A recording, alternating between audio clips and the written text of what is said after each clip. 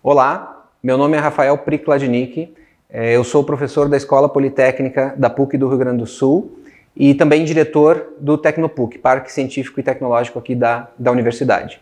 Estou aqui hoje para falar para vocês sobre ecossistemas de inovação, sobre empreendedorismo, sobre inovação, sobre áreas de inovação. É um conceito que está tão presente hoje no nosso dia a dia.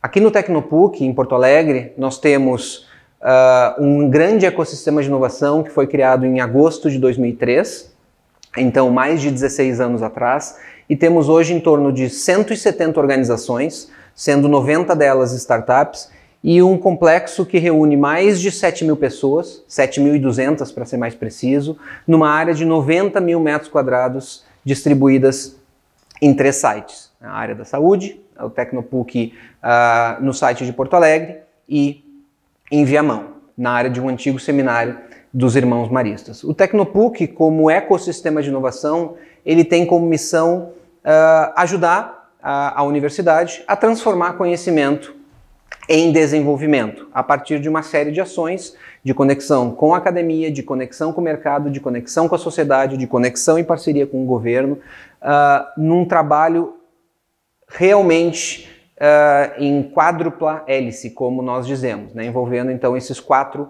atores principais.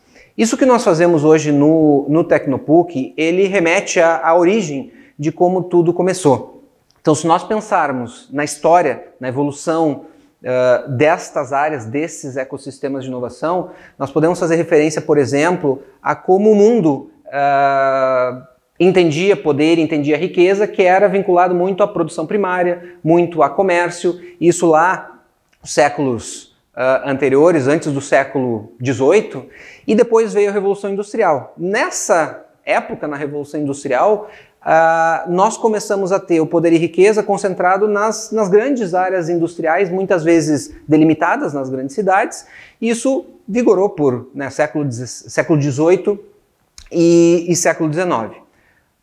Então, isso a gente chama, naquela visão clássica, da era industrial, da Revolução Industrial. No século XX, principalmente naquele período do pós-guerra, nós começamos a viver um fenômeno de crescimento, de evolução tecnológica, e a sociedade aos poucos foi se transformando numa sociedade que hoje a gente conhece por sociedade do conhecimento. Então, se nós pegarmos essa evolução, desde a revolução lá da escrita, da revolução agrícola para a revolução industrial e para o que hoje nós chamamos de sociedade do conhecimento, que muitos chamam de revolução digital, outros falam de indústria 4.0, né, que é o uso da tecnologia para realmente transformar mercados, para transformar a sociedade. Foi neste contexto pós-guerra, na passagem ali no século XX, que começaram a surgir os primeiros parques científicos e tecnológicos. Então, um dos primeiros parques que se tem conhecimento é o Parque Industrial de Stanford, 1951, que foi criado na Universidade de Stanford, e dali surgiu toda a história que nós conhecemos do Vale do Silício, né, uma grande área de inovação que hoje é muito consolidada, bem estabelecida no oeste dos Estados Unidos. A partir disto, ali na década de 50, 60, diversos outros parques científicos e tecnológicos que foram surgindo nos Estados Unidos.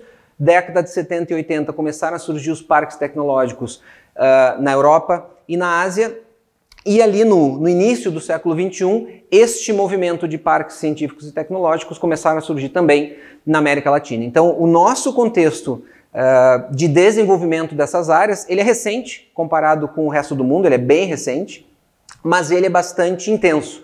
Né? Se nós pensarmos ou falarmos em termos de país, de Brasil, hoje existe uma associação chamada Amprotec, que é a Associação Nacional que promove esses ambientes inovadores. A Amprotec hoje tem documentada a existência de 94 projetos de parques tecnológicos, sendo que em torno de 50, mais ou menos metade deles, estão em operação. O Tecnopuc é um desses é um desses parques.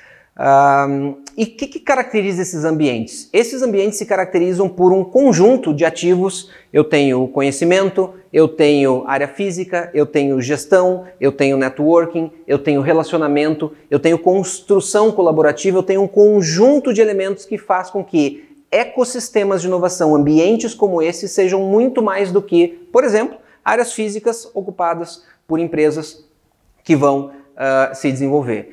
Então, acho que o grande diferencial de um ambiente como esse é justamente aproveitar da capacidade instalada que nós temos, dos ativos que nós temos, para gerar impacto para a sociedade. Neste caso, é um impacto muito vinculado à inovação e muito vinculado ao desenvolvimento.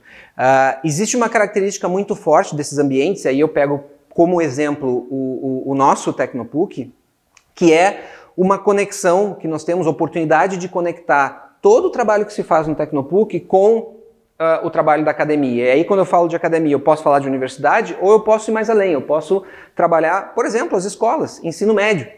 A gente tem falado bastante sobre a necessidade de uma educação transformadora, de uma educação empreendedora para transformar o nosso entorno, para transformar o nosso país, justamente por essa visão de que nós já deixamos de lado a revolução industrial e a transformação do desenvolvimento de uma região a partir da indústria, e hoje nós falamos muito em empreendedorismo e inovação. Então, trabalhar essa conexão com a fonte, onde está o conhecimento, que é numa universidade, é numa escola, a gente poder identificar potenciais de transformação desse conhecimento em desenvolvimento através de geração de startups, né, de empresas, de pequenas empresas que têm um potencial muitas vezes maior do que eu diria assim, a capacidade do mercado em que atua. É uma empresa que tem um potencial de gerar um impacto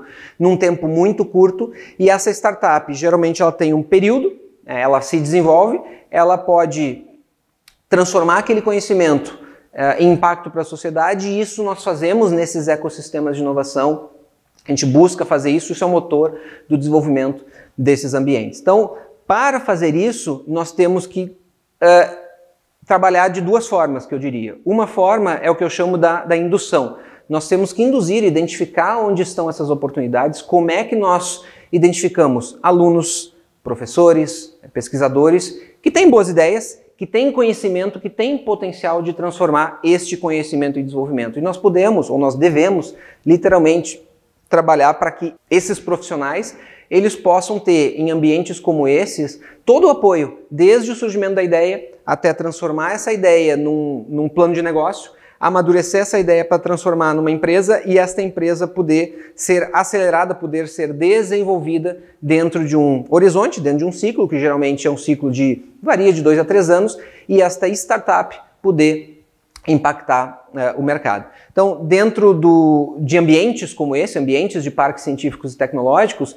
nós temos desde programas que nós chamamos de pré-startup, onde é justamente nós extraímos, nós filtramos, nós pegamos todos esses profissionais que têm essas ideias e podemos auxiliar eles na transformação dessa ideia em algum negócio.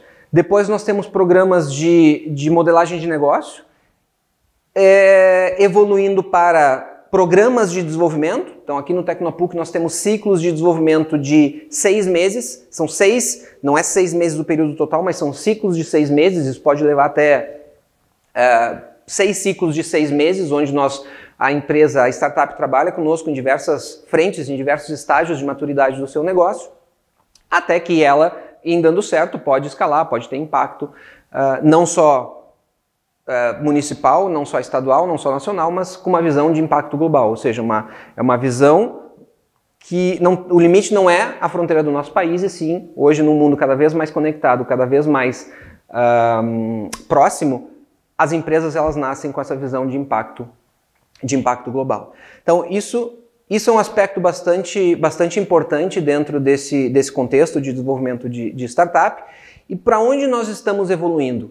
Estes parques tecnológicos que surgiram lá no final da década de 50, lá no período pós-guerra, que evoluíram para o que hoje, tanto a Associação Internacional de Parques Tecnológicos e Áreas de Inovação, que é uma associação mundial, como a Amprotec, elas falam muito dessa visão de que parques tecnológicos hoje, evoluíram para o conceito mais amplo de áreas de inovação, nós temos que entender que estes ambientes, que estão espalhados pelo mundo inteiro, eles acabam se confundindo, no bom sentido, com a própria evolução da cidade, ou seja, nós não temos mais o parque tecnológico dentro de um espaço fechado numa cidade. Um ambiente de inovação, ele passa a ser a própria cidade, a gente passa a ter uma evolução do conceito de parque tecnológico para que seja o próprio espaço onde estes negócios vão se desenvolver, no mesmo ambiente onde eventualmente pessoas vão morar, onde pessoas vão trabalhar, e isso acaba se cruzando. Então a evolução do conceito de parque passa por essa visão de área de inovação, onde eu trabalho, eu me desenvolvo num espaço onde eu, como, por exemplo, aconteceu com Stanford, né, que evoluiu para o Vale do Silício, é isso que a gente tem visto no mundo inteiro. E isso não é diferente na nossa região, no nosso país. A gente tem trabalhado para que isso aconteça em escala de impacto global. Então, um exemplo é a intenção estratégica que nós temos no Tecnopuc de, em 10 anos, ajudar ou contribuir para gerar 1000 negócios inovadores ao longo desses 10 anos. E essa é uma visão de que nós não vamos fazer isso dentro de um mesmo espaço físico, nós vamos trabalhar para, sim, gerar impacto para a sociedade, mas poder ter esses ativos, essas startups que são geradas a partir dos ativos, do conhecimento gerado pelos nossos alunos, pelos nossos pesquisadores, isso vai ser trabalhado independente de onde essas startups estejam. Então o conceito vem amadurecendo e a gente tem certeza que esse é o caminho do conhecimento, o caminho de impactar a sociedade, transformando o nosso conhecimento, o maior ativo que nós temos dentro de uma universidade, dentro de uma escola, em desenvolvimento.